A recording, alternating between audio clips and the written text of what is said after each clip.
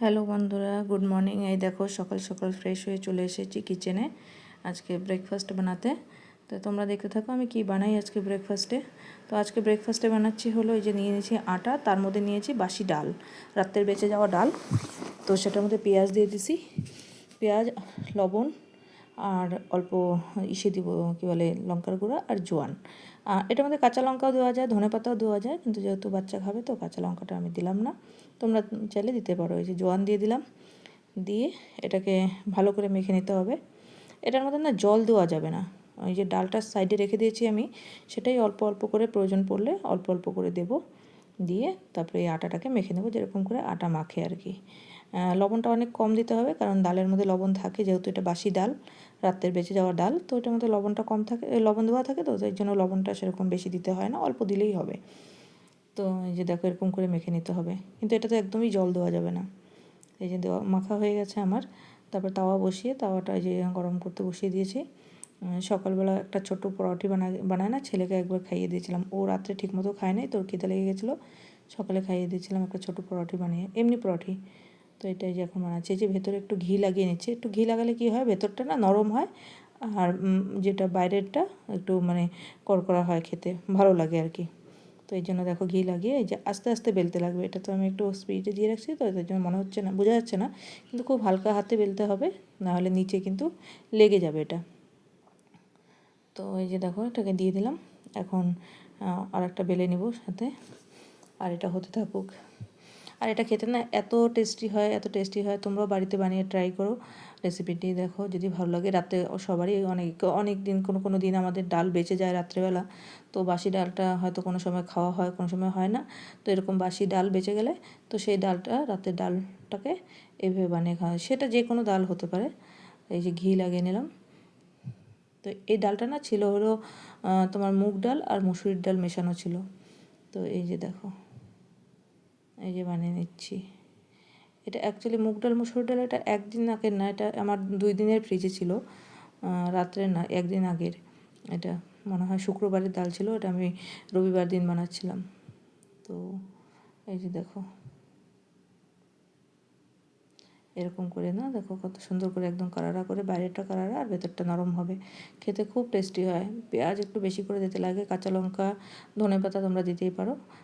তো কিন্তু ধনেপাতা ছিল না তাই দিইনি, আর কাঁচা লঙ্কাটা যেহেতু বাচ্চা খাবে সেই জন্য দিলাম না। এই যে ছেলের জন্য ভেজে নিচ্ছি, এটার মধ্যে একটু বেশি করে ঘি দিচ্ছি, আমারটার মধ্যে একটু ঘি কম দিয়েছি, কিন্তু এটা ছেলের জন্য তো একটু বেশি করে ঘি দিয়ে সুন্দর করে ভেজে নিচ্ছি।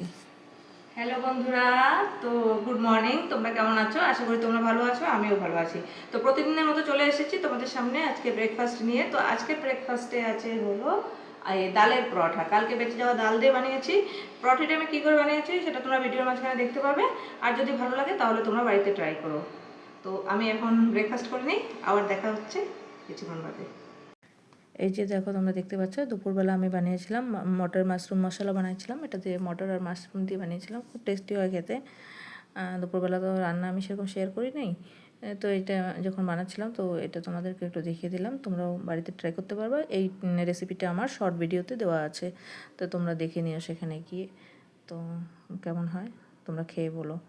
আর এই যে দেখো কী কী রান্না করলাম, তো রান্না করেছিলাম, ভাত করেছিলাম, আর আলু বটবটি ভাজা, এই যে আলু আর বটবটি ভাজা করেছিলাম, আর এই যে মাশরুমের তরকারিটা করেছিলাম, আর এই যে শশা কেটে রেখেছি এখানে, তা তোমরা দেখতে পাচ্ছ। এই যে দেখো স্নান সেরে যে কাপড়গুলো ভিজিয়ে দিয়েছিলাম না, একদিন আগে বৃষ্টির জন্য ধুতে পারি নাই, সেই কাপড়গুলো ধুয়ে তারপরে এই যে এখন এটা সকালে একবার স্নান হয়ে গেছে, এটা মানে বিকালবেলার দিকে প্রায়, তখন স্নান করে এই যে কাপড়গুলোকে শুকিয়ে দিচ্ছি। এই যে ছাদে নিয়ে গেলাম, আগে অলরেডি কাপড় ধুয়ে দিয়েছিলাম, ওগুলো শুকোচ্ছিলো, ওগুলো উঠিয়ে রেখে সেতে দিয়ে দিলাম শুকোতে, ইসের মধ্যে কী বলে সিঁড়িতে যে রেলিং আছে সেখানে দিয়ে দিয়েছি। তারপরে এই যে কাপড়গুলোকে এখানে শুকিয়ে দিচ্ছি। কাপড় বলতে কি এখানে শুধু বেডশিটই আছে, একটা মনে হয় নাইটি আছে, বাকি সব বেডশিটগুলোই ধুয়ে দিয়েছিলাম। তো এই যে এখানে ধুয়ে এগুলোকে শুকিয়ে দিচ্ছি বিকালবেলার দিকে, এটা সকালবেলা তো একবার হয়ে গেছে, স্নান টান হয়ে গেছে। হ্যালো বন্ধুরা, তো তোমরা কেমন আছো? ভালো আছো? দেখো অনেক কদিন পরে আসলাম ছাদে, সেরকম আসা হয় না এখন, আসা হয় না কি মানে রোদ্র থাকে তো দিনের বেলা, তো সেজন্য আসতে পারি না। আর যখন বিকালবেলা এখন আসা হচ্ছে না কিছুদিন ধরে, দিনের বেলা তো এমনি তো আসি না, আসলে এরকম টাইমেই আসা হয়, এরকম টাইমে না, এর থেকেও পরেই আসি। এখন তো প্রায় 5টা, 4:30, 5টার মতো বাজে।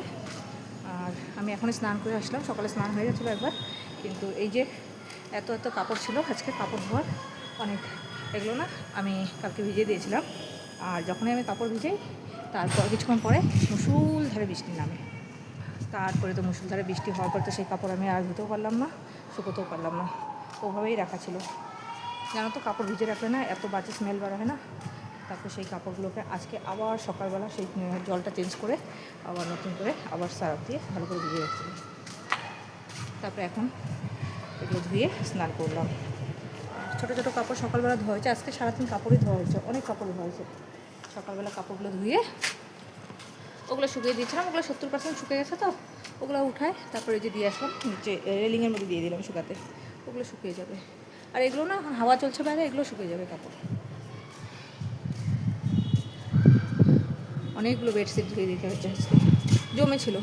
অ্যাকচুয়ালি না আমার ওয়াশিং মেশিনটা খারাপ হয়ে গেছে। ওয়াশিং মেশিনটা খারাপ হওয়াতে আমি এই যে আজকে এই কাপড়গুলোকে ধুতে মানে জমে গেছিলো। ভাবছিলাম যে ঠিক হয়ে যাবে, ওয়াশিং মেশিনটা ঠিক হয়ে যাবে, কিন্তু ওটা ঠিক হয়নি, একটু সময় লাগবে ওটা ঠিক হতে জন্য। তো ওর জন্য মানে তারপরে এই কাপড়গুলোকে আমাকে হাত দিয়ে ধুতে হচ্ছে। এই যে দেখো, তোমরা দেখতে পাচ্ছ রাত্রেবেলা রুটি করেছিলাম, তো এই যে রুটি বানাচ্ছি আমি রাত্রেবেলা, তো তোমাদেরকে দেখালাম রুটি বানানো। তো এই যে দেখো রুটি বানিয়ে নিচ্ছি রাত্রেবেলা, বেশি বানাইনি, অল্প একটা রুটি বানানো হয়েছিল। তো বাস ভাতও ছিল সাথে, অল্প দুপুরবেলার ভাত ছিল, তো ওটা দিয়ে হয়ে গেছে। এই যে রুটি বানিয়ে নিচ্ছি। রুটির সাথে আমি আবার একটু ডিম বানিয়েছিলাম, দেখো দেখতে পাবা তোমরা, রুটির সাথে ডিম বানিয়েছিলাম। আর ডিমের যে রেসিপিটা সেটাও আমি শর্ট ভিডিওতে দিয়ে দিব, তোমরা দেখে নিও ডিমের রেসিপিটা। তো এই যে রুটিগুলোকে বানিয়ে নিচ্ছি, এখানে ছেলে খাবে, ছেলের পাপা খাবে, আর আমার জন্য ভাত আছে, আমি ভাত খেয়ে নেবো রাত্রে, ওটার জন্য ওই যে বানিয়ে নিচ্ছি রুটি। দেখে নাও, তো তোমরা ভিডিওগুলো দেখো, শর্ট ভিডিওগুলো গিয়ে দেখো কীরকম হয়, লাইক কমেন্ট করে শেয়ার করো ভিডিওগুলো। দেখো এই যে রুটি বানাচ্ছি, গোল গোল ফুলকো ফুলকো রুটি রাত্রেবেলা। ডিম খাবে বলছিল, তো ডিমের সাথে ওই রুটিটাই ভালো লাগে, সেরকম ভাত খাবে না বলছে, তো যে ঠিক আছে তাহলে রুটি বানিয়ে দিই, কয়েকটা ভাত আছে যেহেতু, অল্প ভাত আমার হয়ে যাবে। তারপরে এই যে রুটি বানিয়ে দিচ্ছি, যে রুটি হয়ে গেছে। এই যে দেখো ডিমের যে বানিয়েছিলাম, এই যে এই রেসিপিটা তোমরা পাবা শর্ট ভিডিওতে, আমি দিয়ে দিব, তোমরা দেখে নিও ওখানে। তারপর তোমরা বাড়িতে ট্রাই করো, কীরকম হয়েছে বলো আমাকে। দেখো, তো তোমরা ভিডিওটি দেখতে থাকো। তো হ্যালো বন্ধুরা, তো অনেকক্ষণ বাদে আসলাম তোমাদের সামনে, তো এখন বাজে রাত্রি 10:30। তো আজকের ভিডিওটি আমি এখানেই শেষ করছি। ভিডিওটি যদি ভালো লাগে তাহলে লাইক শেয়ার কমেন্ট করে সাবস্ক্রাইব করে চ্যানেলটির পাশে থেকো। আর দেখা হচ্ছে নেক্সট ব্লগে। আজকের জন্য টাটা, গুড নাইট।